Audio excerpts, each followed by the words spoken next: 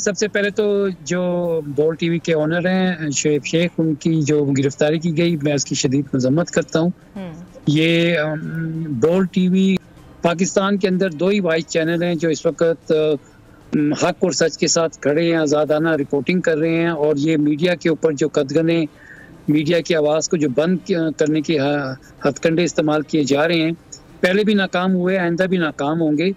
और दूसरी बात यह कि इश्तियाक साहब को मेरी तरफ से बहुत बहुत मुबारक, उन्होंने बहुत बड़ी कामयाबी हासिल की बाहर के इलेक्शंस में। को चेयरमैन बोल शोएब शेख के खिलाफ मनगढ़ंत, झूठा और बेबुनियाद केस। हुकूमत इंतकामी कार्रवाइयों पर उतर आई। रिश्वत देने के झूठे इल्जाम के पीछे असल हकायक बोल ले आया अवाम के सामने। सिंध हाई कोर्ट की जानिब से 10 मार्च को एग्जैक्ट केस में बरियत का फैसला भी दे दिया गया, जो रिश्वत के इस इल्जाम को झूठा और बेबुनियाद साबित करने के लिए काफी है। सवाल ये उठता है, न रिश्वत लेने वाला न देने वाला मौजूद, तो फिर ये मुकदमा क्या है? गुज़िश्ता 5 सालों में ना तो कोई गवाह पेश हुआ और ना ही कोई सबूत सामने आया, जबकि कोई इंक्वायरी अमल में नहीं लाई गई। जब मुल्जिमान से कोई तहकीकात नहीं की गई, कुछ साबित नहीं हुआ, तो फिर ये मुकदमा क्या है? इससे कबल केस की इंक्वायरी कमेटी के सामने खुद जज कादिर मेमन ने रिश्वत के इल्जाम की तरदीद की थी और कमेटी को तहरीरी तौर पर आगाह भी किया था। इस झूठे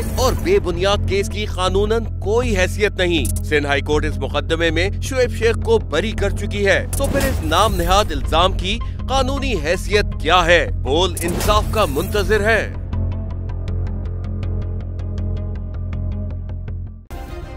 सब्सक्राइब करें और बेल दबाएं ताकि कोई खबर रह न जाए।